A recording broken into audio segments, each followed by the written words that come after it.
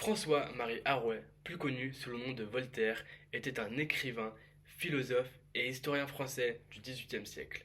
Il est né à Paris en 1694 et a été éduqué par les Jésuites. Voltaire est surtout connu pour son esprit critique, sa plume poétique et son engagement contre l'intolérance religieuse et le cléricalisme. Et il a écrit des poèmes, des récits, des tragédies et des ouvrages historiques et philosophiques. Ses œuvres les plus célèbres incluent Candide et les Lettres philosophiques. Voltaire a également défendu les droits de l'homme au bonheur. Il est considéré comme le premier intellectuel engagé et son influence sur la pensée française et européenne est considérable, notamment également car c'est un des philosophes des Lumières les plus influents et importants aujourd'hui. Le roman que j'ai décidé de vous présenter aujourd'hui est Candide.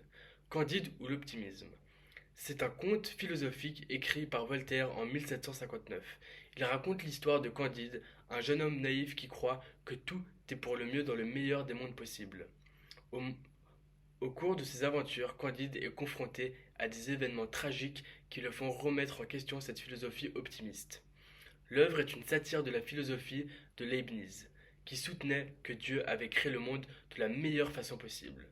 Voltaire s'oppose à cette idée et utilise Candide pour critiquer les institutions sociales et religieuses de son temps.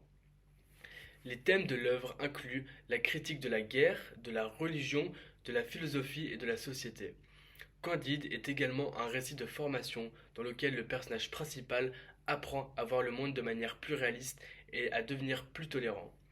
Les trois arguments qui m'ont poussé à choisir ce roman comme coup de cœur sont ces trois suivants. Premièrement, son ironie subtile. La maîtrise de l'ironie par Voltaire dans Candide est exceptionnelle. Les retournements inattendus et les subtilités, satiriques font de la lecture une expérience intellectuelle enrichissante, offrant au lecteur une perspective unique sur les événements et les personnages. Ensuite, l'énergie narrative est dynamique. Candide est remarquable pour son rythme rapide et son énergie narrative constante.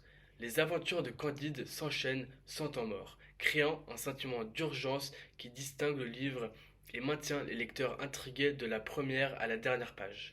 Finalement, la dernière raison est sa résonance contemporaine.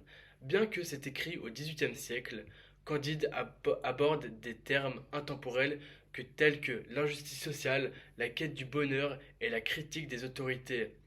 Les lecteurs contemporains trouveront des parallèles pertinents avec les défis actuels, ce qui rend le livre étrangement actuel malgré son âge, et auquel on peut aussi se retrouver et comprendre les idées de Voltaire.